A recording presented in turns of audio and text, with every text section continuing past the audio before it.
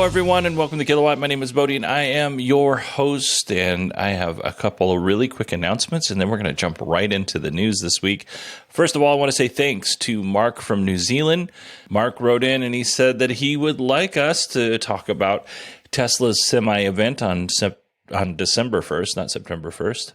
So we're going to. Next Friday's show will be the Tesla Semi event. If it's really long, it'll be the Tesla Semi event and news if it's really short.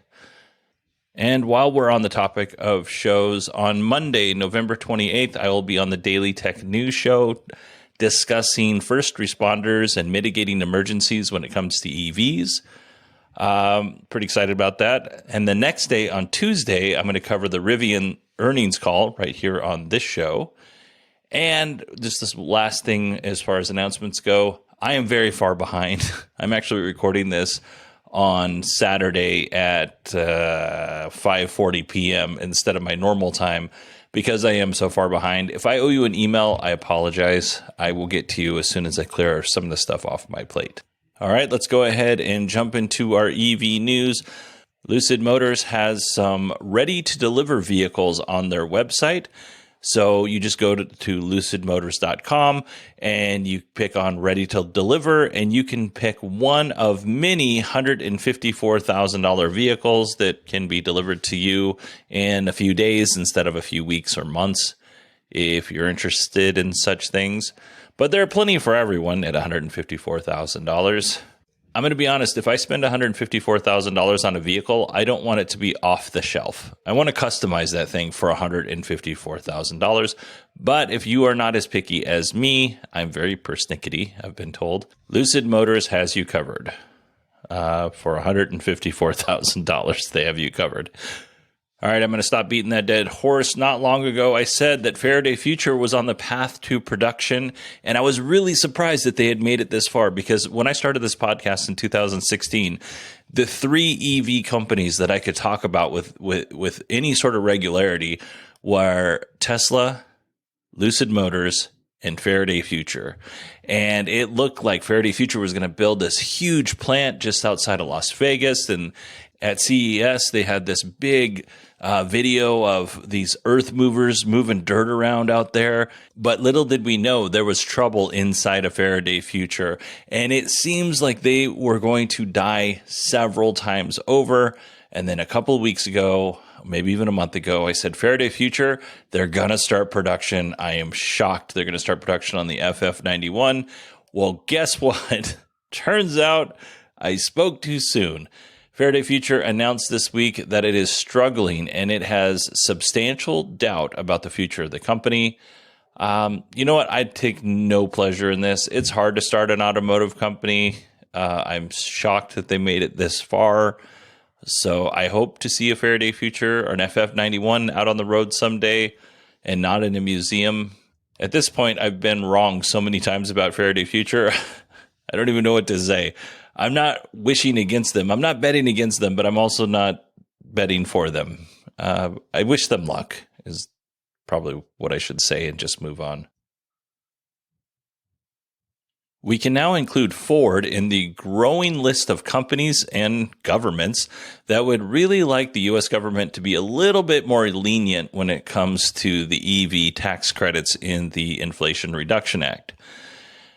There is currently a bill being proposed in Congress. I'm not sure which body of Congress it is, but basically it would soften the requirements of the EV tax credit initially, and then it would get more difficult to qualify over the next 10 years, which I think is actually reasonable. But based on Ford wanting some leniency on the EV tax credit, I'm pretty sure that what they have currently and what they're going to have in the near future isn't going to qualify for an EV tax credit. Best guess. Yeah. Vietnamese automaker VinFast showed off 4 EVs at the LA Auto Show. They showed off the VF6, which is a front-wheel drive vehicle, 174 horsepower. The VF7, which comes in a front-wheel drive and all-wheel drive variant with 201 horsepower.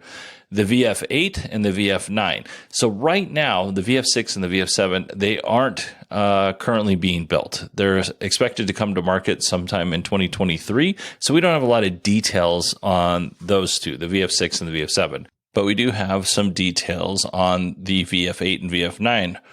So let me tell you, let me give you some specs here. The VF8 will have a range starting at 292 miles or 469 kilometers. 402 horsepower. It's a 5-seater. If you'd like to buy one of these bad chickens, it's going to set you back $42,200. So you're probably thinking to yourself, well, that's not that bad. Well, that's if you opt for the battery subscription, which would cost you $169 a month. If you buy it outright, so you're not paying a battery subscription, the vehicle costs you $57,000. So that's the battery and everything. And for our Hungarian listeners, that would be 16.8 million Hungarian forint, hopefully I said that right, or 22.6 million Hungarian forint, respectively. Right now, VinFast has delivered about 100 of these VF8s, so that's pretty cool. Now let's move on to the VF9. It'll have a range of 369 miles or 493 kilometers. 402 horsepower, all-wheel drive, 7-seater. Prices start at $55,500 with the battery subscription, which will set you back, just the battery subscription, not the payment for the vehicle, will set you back $219 a month. Or if you buy the battery outright, you're looking at $76,000. As far as warranty goes, VinFast offers a pretty good warranty. It's 10-year, 125,000-mile bumper-to-bumper warranty. And then the battery will have a 10-year unlimited mile battery warranty. Overall, I'm pretty excited about VinFast. I think what they're doing is pretty cool. They are planning on building a plant here in the United States. So they're all in on the North American market. And I'm excited to see what they do in the years to come. Rivian is facing allegations of an unsafe working environment at their Normal, Illinois plant. Employees filed official complaints with federal regulators. Here are some of the issues listed in the complaint. Rivian failed to address known hazards. Safety is a low priority for the company. Employees were forced to share respirators used in the manufacturing process, which to that I say gross. Employees say as production increased, the focus on safety protocols decreased. The complaint also shared a variety of workplace injuries and near misses. And by the way, the UAW, United Auto Workers Union, assisted with the filing. Now, I put that in there because, one, it was part of the article, and two, it is relevant, which I'm not going to go into. But if I'm going to just kind of declare my bias here, I am always pro-labor and pro-union. I don't think labor and unions are perfect all of the time, and I don't think labor and unions are right all of the time. But I definitely have a bias towards those groups. So, FYI. Anyway, Rivian said the complaint only reflects 0.2% of the 6,700 workers at the Normal, Illinois plant. Rivian also said that there were only 2.5 cases for every 200,000 hours work. And I'm guessing when they say cases, I'm guessing they mean injuries. The industry average is 6.4 cases for every 200,000 hours worked. So if these numbers are all true, because I didn't verify them, Rivian's well below the average. Now, if you remember back when Tesla employees were making a big push to unionize in Fremont, the UAW helped them with help them in similar circumstances. And I'm just going to leave that there, and I'm going to walk away and talk about LG Chem. LG Chem will build a new $3 billion battery cathode factory in Clarksville, Tennessee. The plant will span 420 acres and produce 120,000 tons of cathode material a year and employ around 850 people. Well, why is this important and why am I covering it? Well, 120,000 tons of cathode material will actually help power 1.2 million EVs, And those EVs, those 1.2 million EVs, would have a range of 300 plus miles. When the plant is finished, it'll be the largest factory of its kind in the United States. Construction will begin in 2023, and production will start in 2025, but the plant won't hit full production until 2027. A few months ago, we talked about BMW and their ridiculous subscription plan of charging a monthly fee for things that you probably don't need to charge a monthly fee for, like $18 a month for heated seats. Now, this wasn't ever going to happen in the United States. It was like in South Korea or something like that, but they were doing it anyway, which I think is gross. But not to be outdone when it comes to gouging its customers and ruining all customer goodwill, Mercedes said, hold my beer. Mercedes will charge a $1,200 a year subscription to go faster, to accelerate faster, to go 0 to 60 faster. That's $1,200 a year to do something your car is already equipped to do. The Accelerator Increase package provides quicker acceleration and more torque. The Mercedes EQE 4MATIC SUV will go from the current 0 to 60 is 6.2 seconds. And then if you pay $1,200, you go 0 to 60 in 5.2 seconds. The EQS SUV will go currently 0 to 60 in 5.8 seconds. But if you pay $1,200, you'll go 0 to 60 in 4.5 seconds. Even in terms of 5.2 seconds, which is the EQE 350, that's not great anymore. Like the Ioniq 5 will go 0 to 60 in like 4.5 seconds, between 4.5 and 5.2 seconds, depending on the trim. And they don't charge you $1,200. They're building you a really cool car. Man, these companies suck. I don't have any love for this kind of behavior. This is just ugh. All right, let's talk about Tesla before I get myself in trouble here. Tesla's Cybertruck has between 1.5 and 1.6 million pre-orders, depending on which media outlet you read. I don't have much to say on this other than I'm really hopeful that Elon or somebody at Tesla mentions Cybertruck at the Tesla Semi event. It's very, very unlikely, but I can still hold out hope. I'd like to know what's going on with this truck so I can make a purchasing decision. That's really what I'm saying. It looks like Apple Music may be coming to a Tesla near you. Earlier this month, Tesla showed off the Cybertruck and Tesla Roadster at the Peterson Auto Museum in Los Angeles. Someone spotted an Apple Music icon on the screen of one of the vehicles. So is this happening for sure? Are we going to get Apple Music on Teslas? The answer is probably. I'm pretty sure Elon has mentioned this, or at least bringing other music services to Tesla.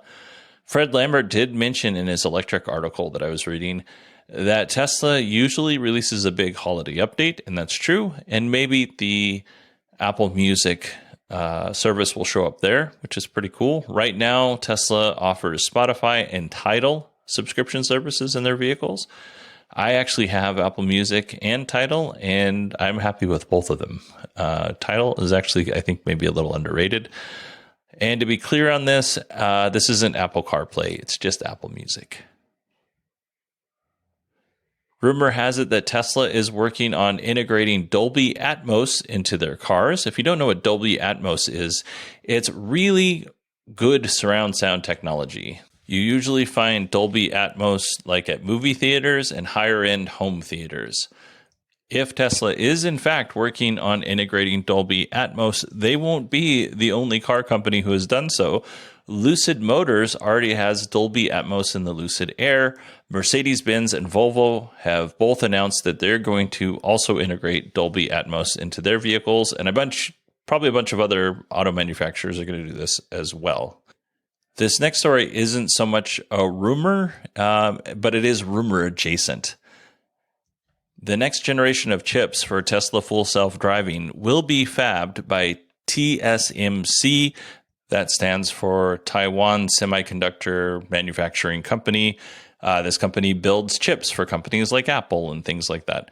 And if we were going to put two and two together, These chips coming from TSMC would likely go into Tesla's Hardware 4 computer, which we don't know much about. We do know that it's supposed to be out with Tesla Cybertruck, but that's pretty much the extent of it.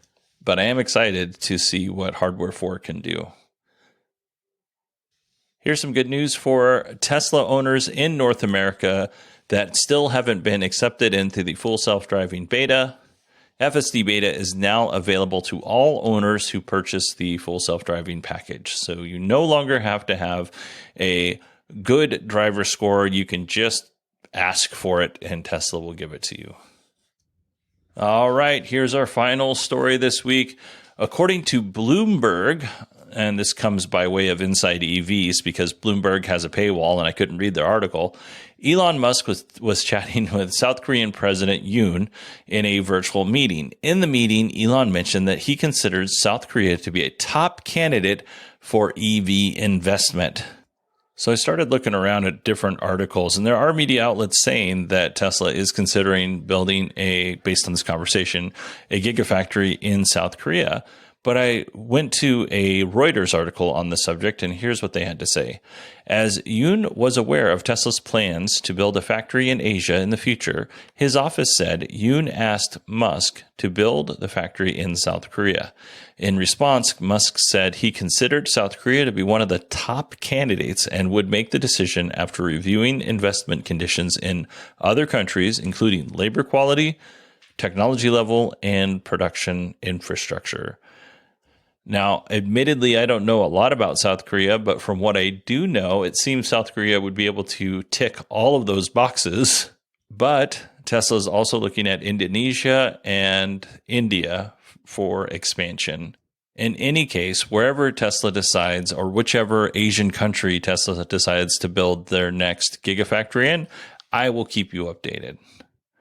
All right, everybody, that is it for me this week. I hope you all had a wonderful week. If you celebrated Thanksgiving, I hope it was full of family and friends and joy.